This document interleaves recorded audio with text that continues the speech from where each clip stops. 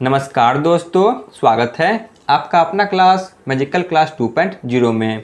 तो फ्रेंड्स, हम सभी आज पढ़ेंगे पृथ्वी की आंतरिक संरचना के बारे में। तो इससे पहले इसका theory plus previous year question जो कि कराया जा चुका है। यदि आपने इसके बारे में नहीं देखा तो जाकर प्ले लिस्ट में देख सकते हैं। तो आज पढ़ेंगे इसी से रिलेटेड लगभग 20 plus most VVI MCQ question को। चलिए क्लास की शुरुआत करते हैं। पहला प्रश्न है, पृथ्वी के अंदर कितने गहराई में जाने पर 1 डिग्री सेल्सियस घट जाती है? तो पृथ्वी के अंदर जो कि प्रति 32 मीटर की गहराई पर जाने पर जो कि 1 डिग्री सेल्सियस घट जाती है। क्वेश्चन नंबर 2, निम्नलिखित में से पृथ्वी की आंतरिक संरचना के भाग है? बताइए इनमें से कौन है जो पृथ्वी की आंतरिक संरचना का भाग है? तो पृथ्वी की आंतरिक संरचना के भाग इनमें से सभी है। ऑप्शन डी, भूपर्पट्टी, मेंटल और क्रोड। क्वेश्चन नंबर 3, पृथ्वी के ऊपरी परत को क्या कहा जाता है? जो पृथ्वी है तो इसके पृथ्वी के सबसे ऊपरी परत है तो इसे क्या कहा जाता है? तो इसे भूपर्पट्टी कहा जाता है। क्वेश्चन नंबर 4, भूपर्पट्टी की मोटाई महाद्वीप पर कितनी होती है? तो भूपर्पट्टी का मोटाई जो कि महाद्वीप पर लगभग 30 किलोमीटर तक होती है। क्वेश्चन नंबर 5, भूपर्पट्टी की औसत मोटाई महासागर में कितनी होती है? तो वह है लगभग 5 किलोमीटर तक। क्वेश्चन नंबर 6, भूपर्पट्टी का निर्माण किससे मिलकर हुआ है? जो भूपर्पट्टी है तो इसका निर्माण किससे मिलकर हुआ है? भूपर्पट्टी का निर्माण जो कि ऑप्शन बी, सिलिका और एल्युमिनियम से मिलकर हुआ है। क्वेश्चन नंबर 7, भूपर्पट्टी को किस नाम से जाना जाता है? जो भूपर्पट्टी है तो इसे इंग्लिश में क्रस्ट नाम से जाना जाता है। तो इसे अन्य किस नाम से जाना जाता है? तो इसे सियाल नाम से जाना जाता है क्योंकि यह सिलिका और एल्युमिनियम से बना हुआ है, इसीलिए। क्वेश्चन नंबर 8, भूपर्पट्टी को अन्य किस नाम से जाना जाता है? बताइए इसका और भी अन्य नाम क्या है?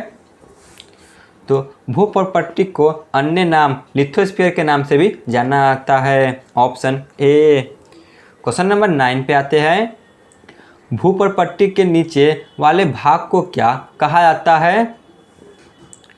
जो भूपर्पट्टी है तो इसके जो नीचे वाले भाग है तो इसे क्या कहा जाता है? तो इसे मेंटल नाम से जाना जाता है। क्वेश्चन नंबर 10, पृथ्वी के आयतन का कितना प्रतिशत भाग मेंटल घिरा हुआ है? बताइए जो मेंटल है या पृथ्वी के कितना प्रतिशत भाग का आयतन घिरा हुआ है? तो वह है 83%। क्वेश्चन नंबर 11, मेंटल का निर्माण किससे मिलकर हुआ है? जो मेंटल है तो इसका निर्माण किससे मिलकर हुआ है? तो इसका निर्माण सिलिका और मैग्नीशियम से मिलकर हुआ है। Option A. Question number 12, mental को किस नाम से जाना जाता है? जो मेंटल है तो इसे किस नाम से जाना जाता है?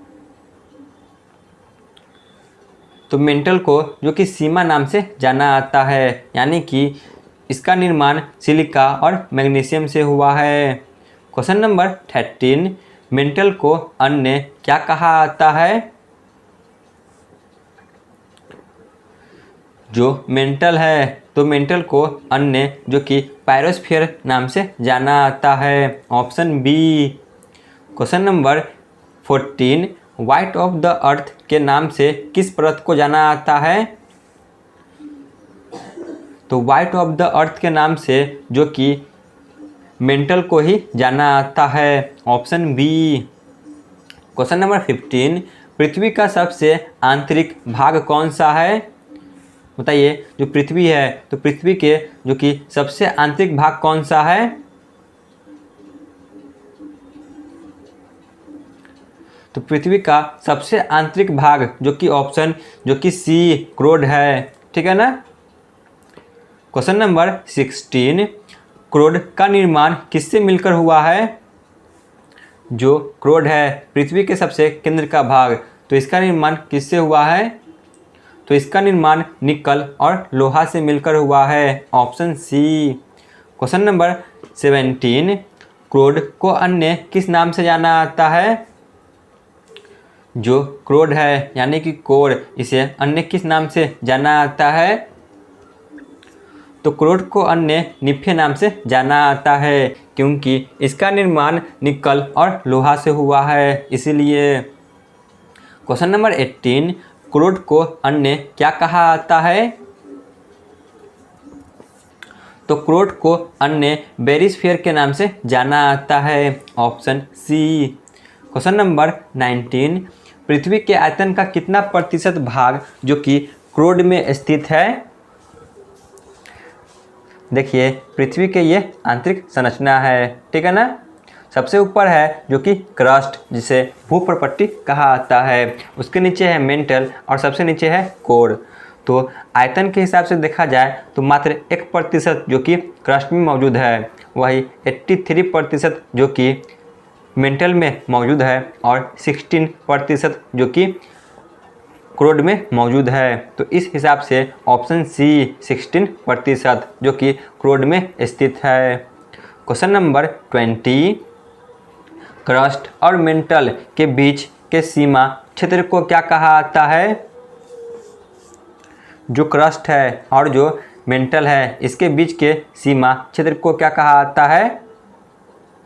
तो इसके बीच के जो सीमा क्षेत्र है, तो इसे जो कि ऑप्शन ए मोहे असमता कहा जाता है, option A. Question number 21, mental और क्रोड के बीच के सीमा क्षेत्र को क्या कहा जाता है?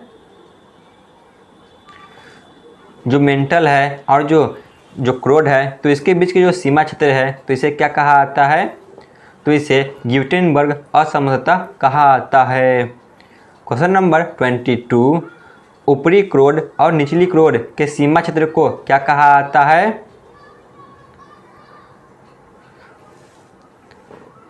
देखिए, ये सबसे ऊपर जो कि क्रस्ट है, फिर मेंटल है और नीचे जो कि कोर है, तो इसे 2 भागों में बांट दिया गया है। तो इस दोनों भागों के बांटने वाले जो क्षेत्र है, तो इसे क्या कहा जाता है? तो इसे जो कि ऑप्शन सी लेहमन असमता कहा जाता है, ठीक है ना। यानी कि ऊपरी क्रोड और निचली क्रोड के सीमा क्षेत्र को लेहमन असमता कहा जाता है।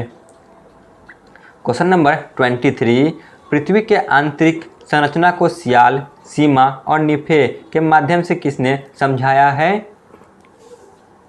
बताइए, किसने इन तीनों के साथ पृथ्वी की आंतरिक संरचना को समझाया है? तो वह है ऑप्शन सी, ठीक है ना, ऑस्ट्रेलिया के वैज्ञानिक स्वेस ने। तो यहाँ पे हमारा क्लास समाप्त होती है। आप लोग कमेंट में जरूर बताएं कि आपको 23 में से कितने प्रश्न सही हुए हैं। धन्यवाद।